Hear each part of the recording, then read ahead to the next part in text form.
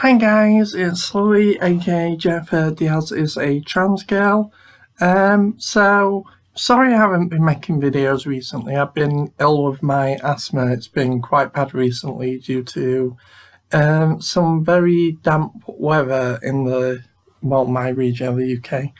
Anyway, I'm basically feeling a bit better now, and I'm presently on an NASUWT course, working assertively because, as so you guys know, I'm a supply teacher, and NASUWT is like the biggest teaching union, one of the biggest teaching unions in the UK.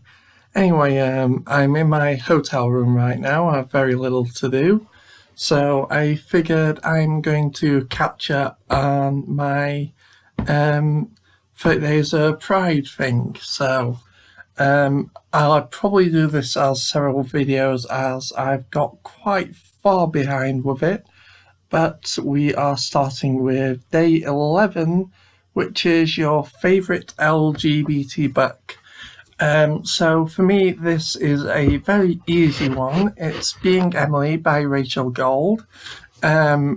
I got this book first back in 2016 and I fell in love with it. Basically, it's about this trans girl called Emily, and it explores her preparing to come out to her girlfriend and family and begin her first steps of early transition.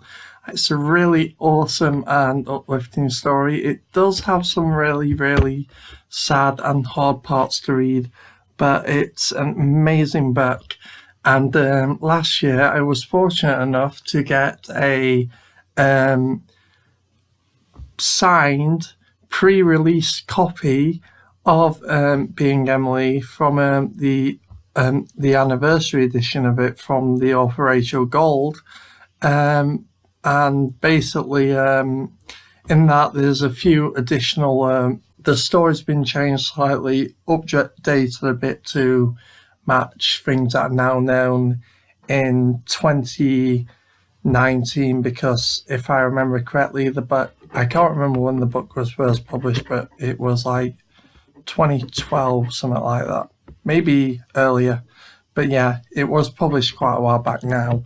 And so it's been updated a bit, and it also has a 10 years later part 2, and it also explores Emily's relationship with her dad a lot more.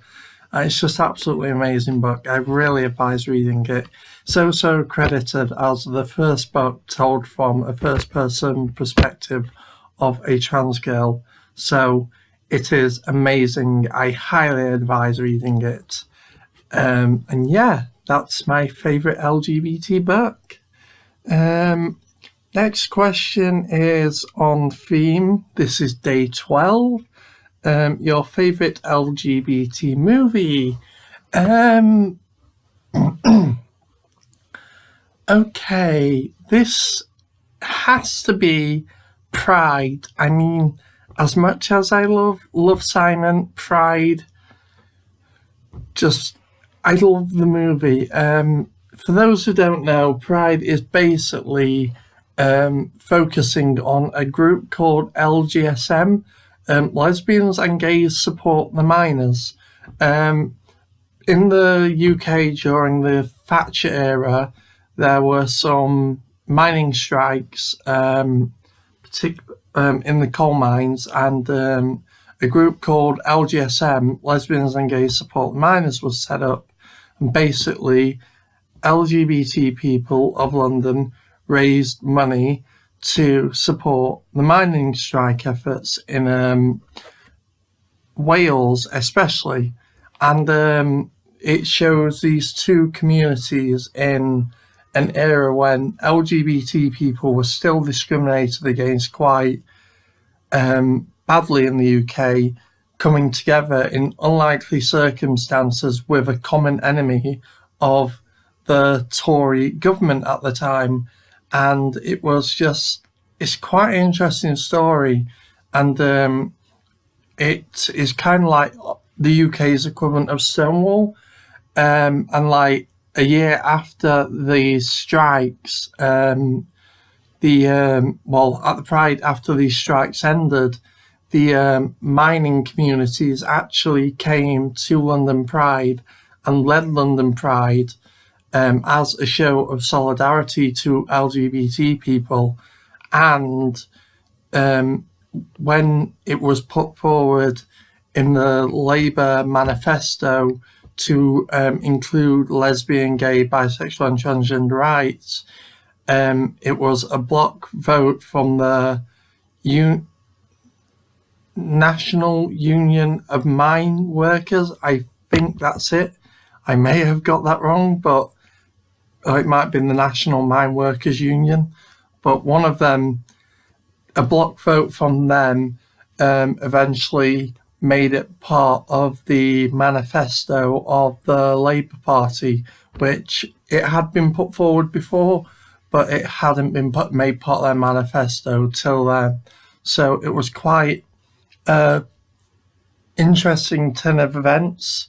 I mean, yeah, it's an interesting movie, and it's interesting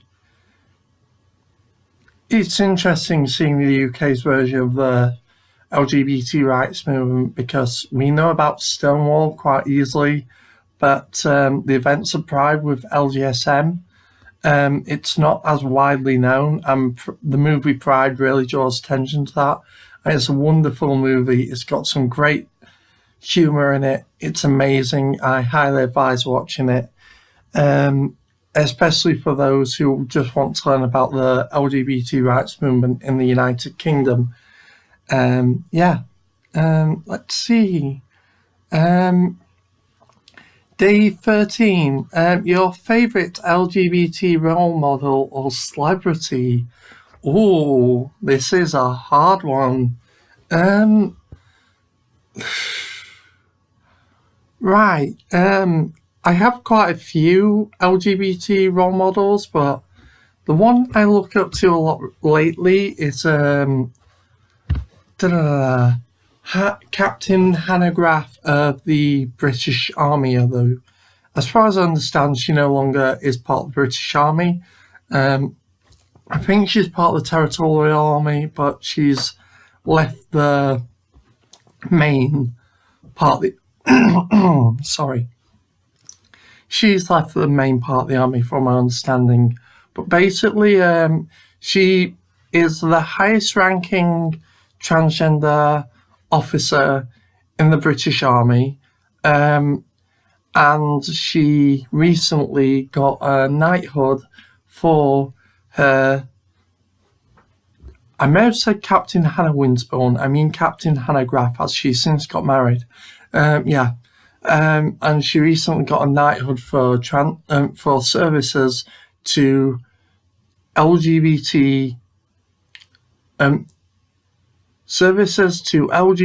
people within the services, military services, which is quite awesome, and it's so cool to see someone who's trans being recognised with a knighthood.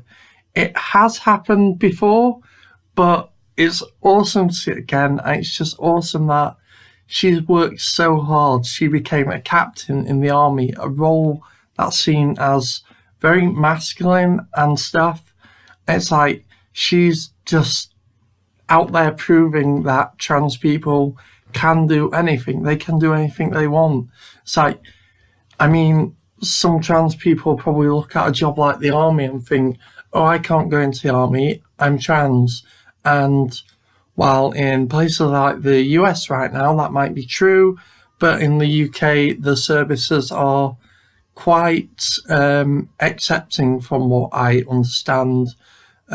So there is more and more acceptance, and in fact, from what I remember, the British Army a couple of years ago was actually voted one of the top equality employers by Stonewall, which is pretty cool, I think.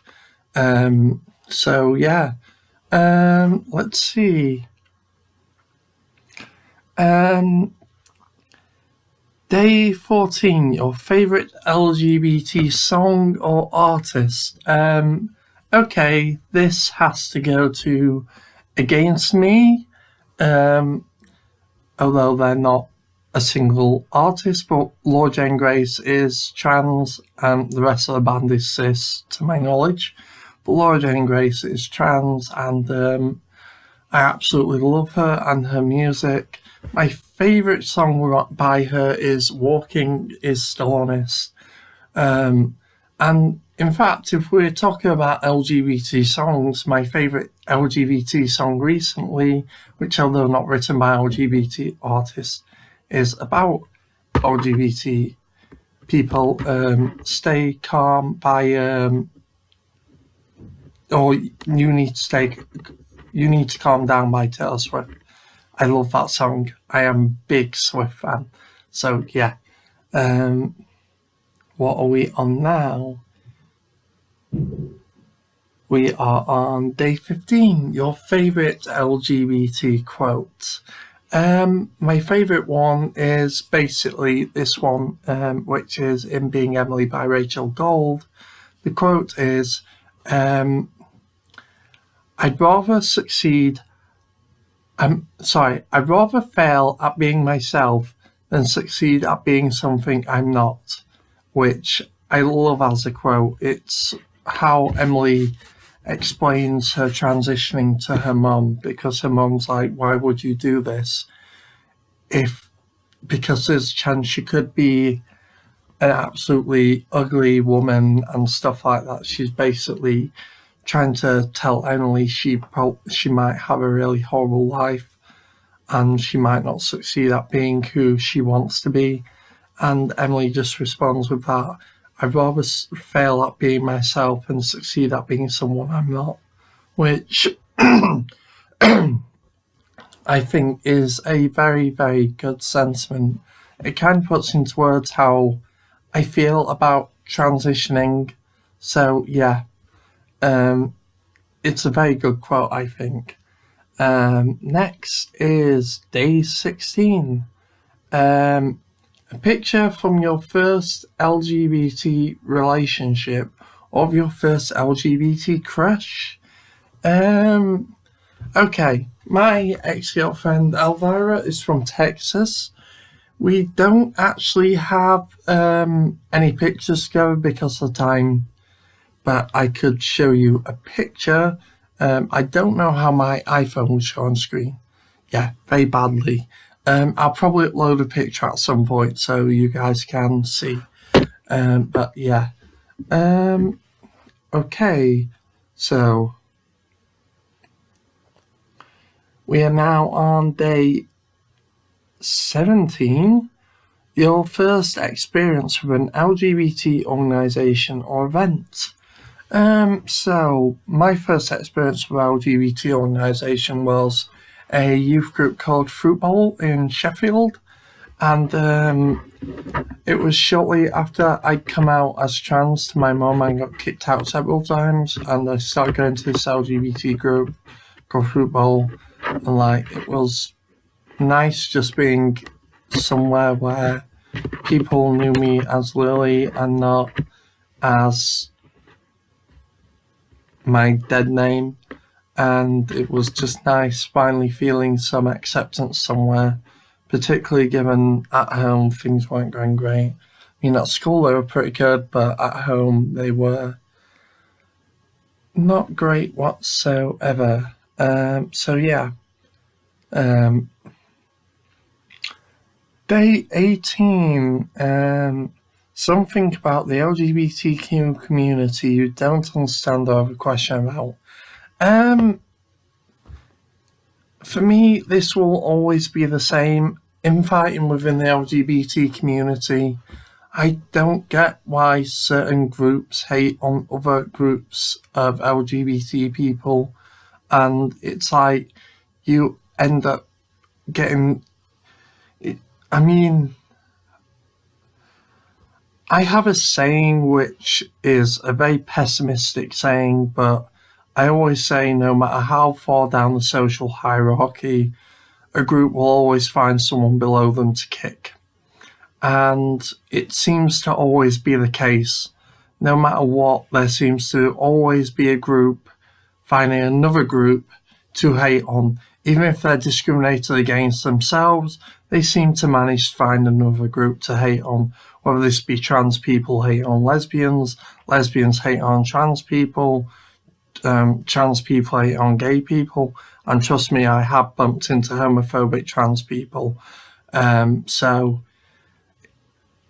I just don't get it. I don't get biphobia. I don't get transphobia. I don't get homophobia, especially where it's coming from within our own community. And then even within these groups, there's hatred within the gay community to other groups of the gay community. Within the trans community, there's hatred towards other groups of the trans community. And it just, I don't get it. I really don't. It's like the groups that should know what it's like to be discriminating against people. It makes no sense. So yeah, that is something I do not understand about the LGBT community. Day 19. Butch or femme? I don't like those labels. I used to consider myself femme, but now it's just, I'm me.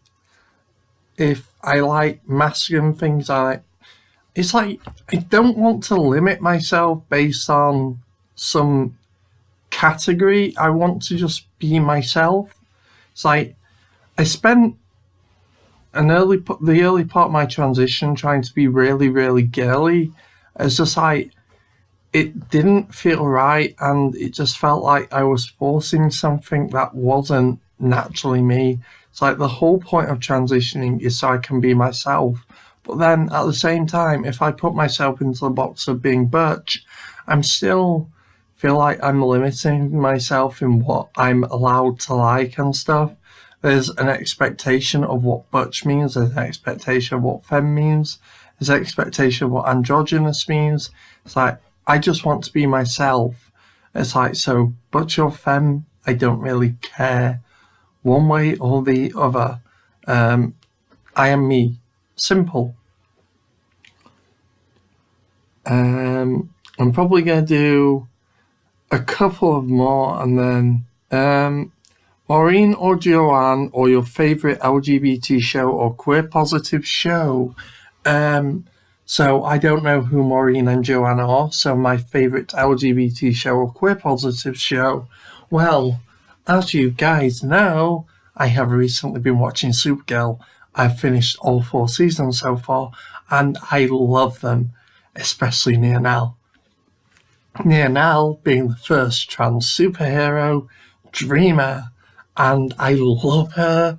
She is amazing, and even earlier than that, you have Alex Danvers, who is a lesbian, and I absolutely love her too. And it's just amazing. It's amazing having that representation, especially Dreamer as a superhero, because when I was growing up, trans representation I saw was Chandler's dad in Friends. That was not positive representation. And it was just like seeing Lily-Nichole be this superhero and this badass. It's just amazing. I love the fact that in this today, trans people growing up can watch Supergirl and see someone like them who is a superhero and who is just a badass. It's like she's not even like, she doesn't even feel like a token trans character, because like this period where like Supergirl is out of commission for a bit because I'm not going to give away spoilers, and like Dreamer's kind of taking over her role, and like her and this guy called Brainy are like doing a lot of superhero stuff. It's like she's just out there on her own, and she's being a badass, and I love her. And Supergirl is amazing. I cannot wait for season 5. I'm going to eat it all up. So yeah. And Let's see. I think I'm going to leave this here because we are at 20 minutes long now. I'll make another video for the next 6-7 days of Pride, and then upload that tomorrow, hopefully, or the day after. So, hope you enjoyed the video, guys, and I will see you later. Bye!